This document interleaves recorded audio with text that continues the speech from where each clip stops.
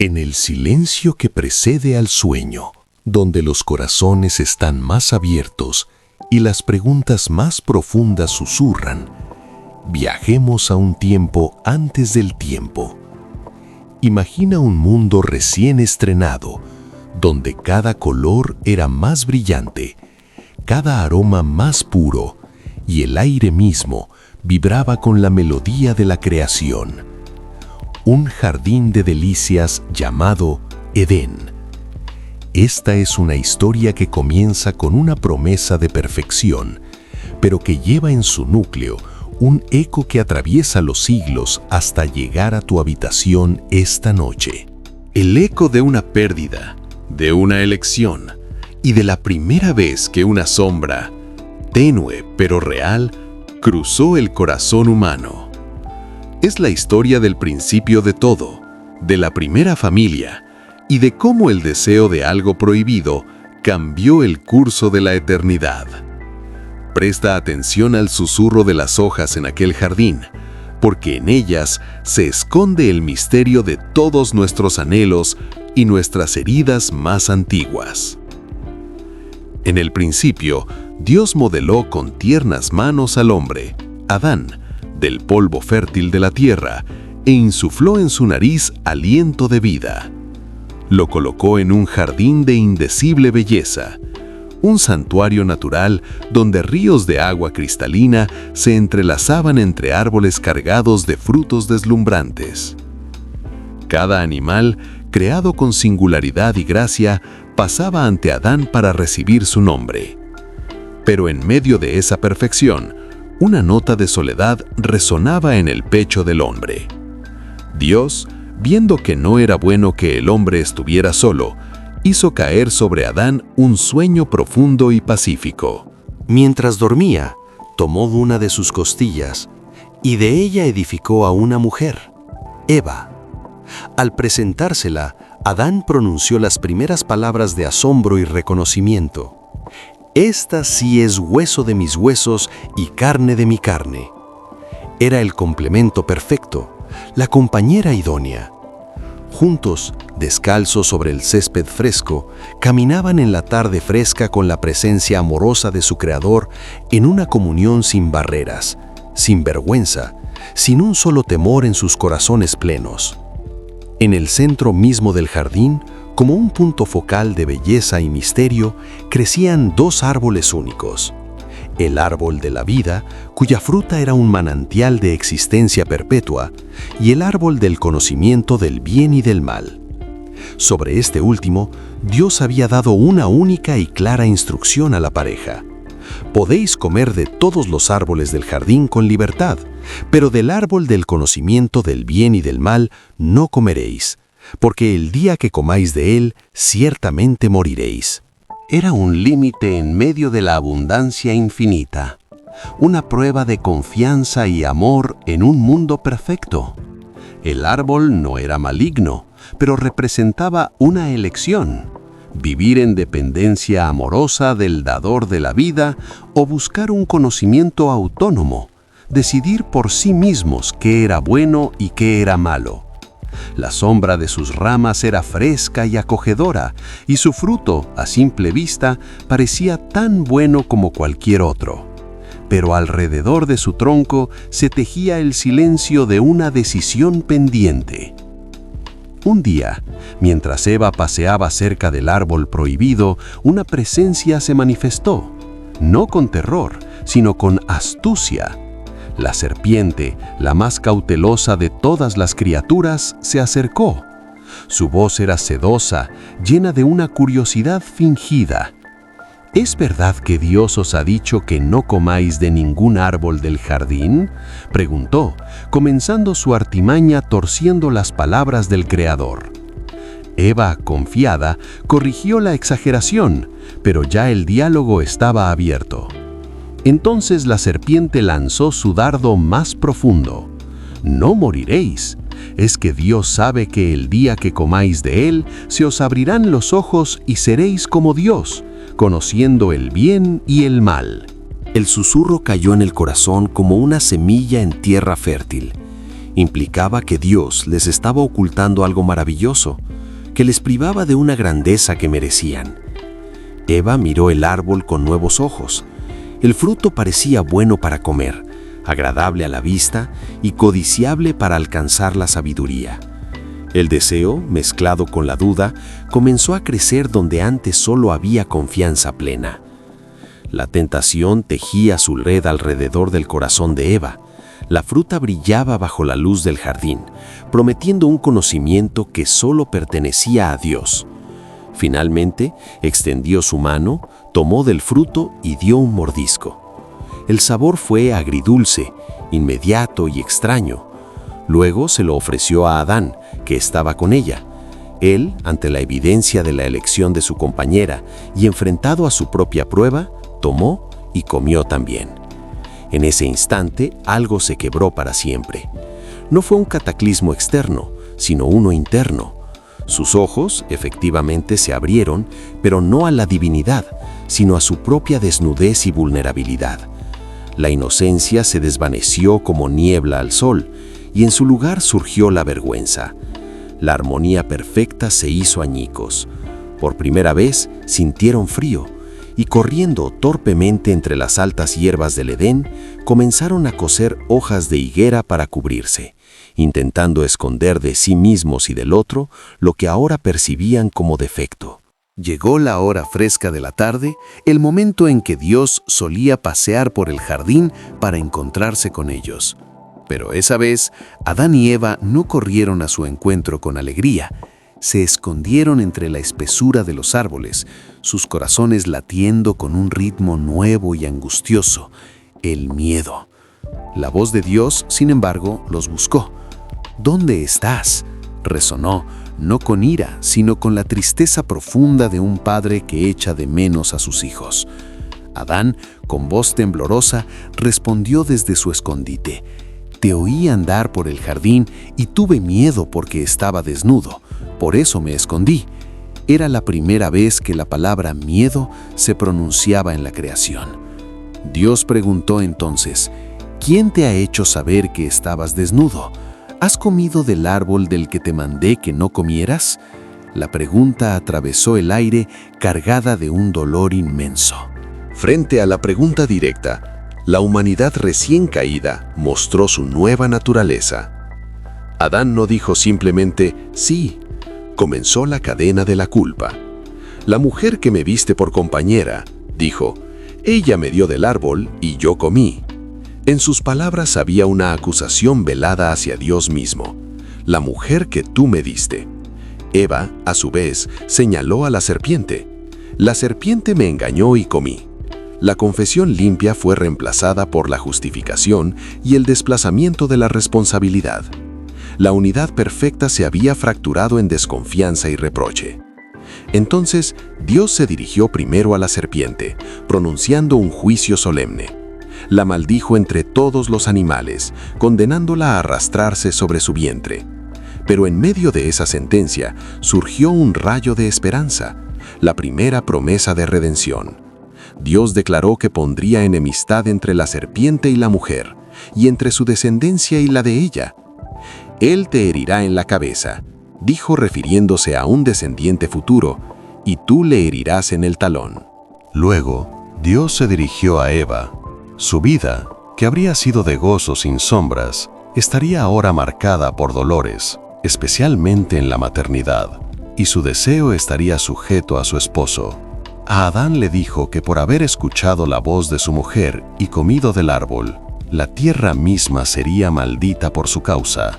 De ella obtendría el alimento con sudor de su frente, luchando contra espinos y cardos que brotarían donde antes solo había abundancia. El trabajo, que habría sido una dichosa colaboración, se convertiría en una lucha fatigosa. Y finalmente, Dios pronunció la consecuencia última: polvo eres, y al polvo volverás. La muerte, esa realidad ajena al Edén, había entrado en el mundo. La inmortalidad física se perdió en aquel momento. Pero incluso en este juicio, hubo un acto de misericordia.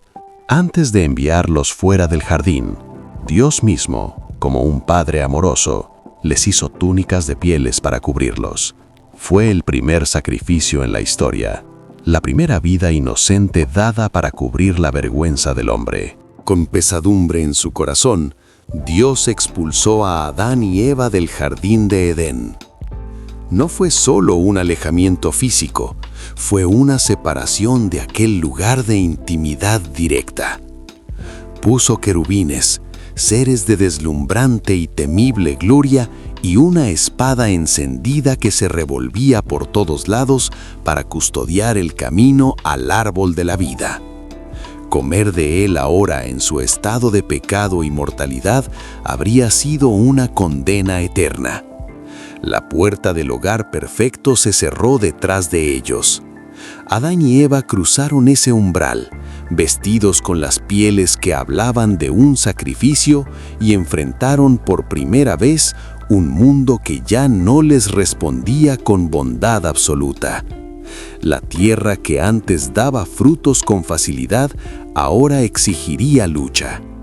El brillo del Edén se convirtió en un recuerdo lejano, un paraíso perdido, cuya nostalgia quedaría grabada en el alma de cada uno de sus descendientes. La vida fuera del Edén fue un aprendizaje constante de dolor y de gracia. Adán conoció a su esposa Eva, y en medio del sufrimiento prometido llegó también el primer don, un hijo. «Por voluntad de Jehová he adquirido un varón», exclamó Eva con esperanza renovada, y le puso por nombre Caín. Quizás pensó que este era el descendiente prometido que resolvería todo. Luego nació Abel. Los dos niños crecieron bajo el sol de un mundo hermoso pero roto. Abel se convirtió en pastor de ovejas, un hombre tranquilo cuyo corazón parecía sintonizar con la vulnerabilidad y la dependencia de sus rebaños. Caín siguió los pasos de su padre, trabajando la tierra, luchando contra la tierra maldita para extraer su sustento. Cada oficio reflejaba, de algún modo, el carácter de quien lo ejercía, uno guiando y cuidando vidas, otro dominando una tierra rebelde. Llegó el tiempo de presentar una ofrenda a Dios. Esta práctica, seguramente enseñada por sus padres, hablaba de gratitud y reconocimiento. Caín, del fruto de la tierra, trajo una ofrenda. Abel, por su parte, trajo de los primogénitos de sus ovejas, lo mejor de lo mejor y de su grosura. La narración es crucial y enigmática. Dios miró con agrado la ofrenda de Abel, pero no miró con agrado la de Caín. ¿Por qué? La diferencia no estaba solo en lo que se ofrecía, un animal versus un vegetal, sino en el corazón que la motivaba. La fe de Abel lo llevó a ofrecer lo más valioso, lo que implicaba vida y derramamiento de sangre, reconociendo su propia necesidad de cobertura, tal como las pieles que vestían a sus padres. Caín ofreció del fruto de su esfuerzo, quizás con un corazón autosuficiente. La reacción de Dios no fue arbitraria, fue un reflejo de la actitud con la que cada uno se acercaba. Caín se enfureció. Su rostro, dice la Escritura, decayó. Era la nube oscura de la decepción que se transformaba en ira y envidia. Dios, en su misericordia, se acercó incluso a Caín para amonestarlo y darle una oportunidad. ¿Por qué te has enfurecido y por qué ha decaído tu rostro? Si bien hicieres, ¿no serás enaltecido? Y si no hicieres bien, el pecado está a la puerta. Con todo esto, a ti será su deseo, y tú te enseñorearás de él. Era una advertencia clara y una invitación a dominar la emoción destructiva que crecía en su pecho. Le reveló que el pecado era como una fiera acuclillada a la puerta de su corazón, lista para saltar, pero que él tenía el poder de dominarlo. La elección, una vez más, estaba ante un hijo de Adán: ceder a la pasión o hacer lo correcto. Caín guardó silencio. Las palabras de Dios se perdieron en el eco de sus propios pensamientos resentidos. Caín llamó a su hermano Abel y salieron al campo. Estaban solos bajo el vasto cielo. Lo que sucedió allí fue rápido y brutal. Caín, llevado por una rabia que ya no pudo contener, se levantó contra su hermano y lo mató. Fue el primer acto de violencia humana, el fruto amargo del pecado que había entrado en el mundo. La sangre de Abel cayó sobre la tierra, que ya había sido maldecida por la desobediencia de su padre. Y la tierra, en un acto de elocuente testimonio, abrió su boca para recibir la sangre de su hermano. Pero esa sangre no callaría. Desde el suelo clamaba. Un grito mudo pero poderoso que llegaba hasta el cielo. La voz del primer inocente violentado. La creación misma gemía por la injusticia cometida en su seno. Dios se dirigió nuevamente a Caín, esta vez con una pregunta que retumba a través de los milenios. ¿Dónde está Abel, tu hermano?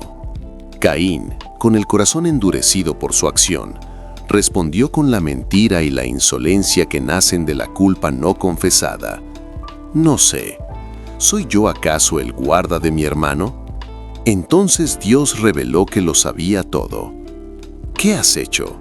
La voz de la sangre de tu hermano clama a mí desde la tierra. La tierra, cómplice involuntaria, había dado testimonio. El crimen, cometido en secreto, estaba expuesto ante los ojos de aquel que todo lo ve. La justicia divina se puso en movimiento. La maldición que Caín había intentado evitar al rechazar la corrección, ahora caía sobre él con todo su peso, pero de una forma diferente. Dios declaró a Caín maldito, alejado de la tierra que había recibido la sangre de su hermano. Ya no podría ser labrador, pues la tierra le negaría su fuerza. Sería un fugitivo y un errante sobre la tierra. Caín, ante este veredicto, mostró por fin un destello del terror que su pecado había creado. «Grande es mi castigo para ser soportado», clamó. «He aquí que me echas hoy de la tierra, y de tu presencia me esconderé, y seré errante y extranjero en la tierra, y sucederá que cualquiera que me halle, me matará». Temía la venganza, el ciclo interminable de sangre que él mismo había iniciado. Y entonces, en un acto de gracia asombrosa, Dios puso una señal en Caín para que nadie que lo hallase lo matara.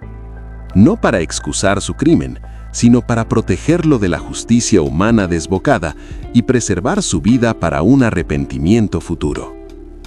Caín partió, marcado física y espiritualmente, a la tierra de Nod, al este de Edén, completamente separado de la presencia divina. La historia de Adán y Eva continúa con más hijos, con el lento y doloroso desarrollo de la civilización humana alejada de Dios. Pero, ¿y Abel? Su cuerpo yacía en la tierra, su voz callada. Según la enseñanza bíblica, Abel no ascendió inmediatamente al cielo. Al igual que todos los que mueren, entró en un estado de sueño, de espera. La Biblia habla de los muertos como quienes duermen, Daniel 12:2, Juan 11:11, en un reposo inconsciente, aguardando el día de la resurrección. Abel descansa, pero su testimonio no se perdió. El escritor a los Hebreos dice que, por la fe, Abel ofreció a Dios más excelente sacrificio que Caín, y habiendo muerto, aún habla por ella. Su fe, su ofrenda correcta y su sangre inocente hablan desde el silencio de la tumba, desde esa eternidad a la espera, como un eco perpetuo que testifica de la justicia de Dios y del horror del pecado. Y así, esta primera historia humana se cierra con un exilio, una marca y un silencio que habla. Pero el eco del Edén perdido y de la sangre de Abel resuena en cada corazón humano. Tocas esa herida cada vez que sientes la nostalgia de una perfección que nunca conociste, cuando el sufrimiento te parece un intruso en un mundo que debería ser mejor. La ves en la sombra de los celos que envenenan, en la facilidad con que desplazamos la culpa, en el miedo a ser encontrados en nuestra desnudez. Adán, Eva, Caín, Abel no son meros nombres antiguos, son el espejo de nuestra condición.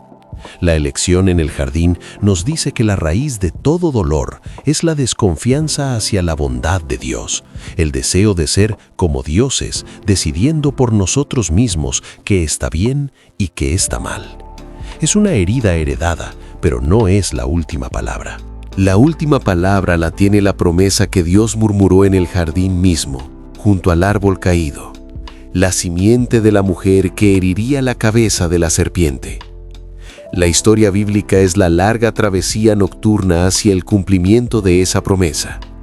Abel, en su fe y en su muerte, señala hacia aquel que también ofrecería un sacrificio excelente, no la sangre de un cordero, sino su propia sangre inocente. Uno que sería llevado fuera, como Caín, pero para cargar con la maldición de todos. Uno cuya sangre, lejos de clamar por venganza, clama por perdón. Y así, mientras te adentras en el sueño, recuerda que en medio de nuestro exilio, de nuestras sombras y heridas, hay una señal de gracia más grande que la de Caín. Hay una promesa de que el jardín no se perdió para siempre y que el sueño de la muerte no es el final. El relato continúa, y en la quietud de esta noche, puedes confiar en que el autor de la historia es también su redentor. Descansa, que tu sueño sea pacífico, guardado por la esperanza que atraviesa incluso la más oscura de las noches.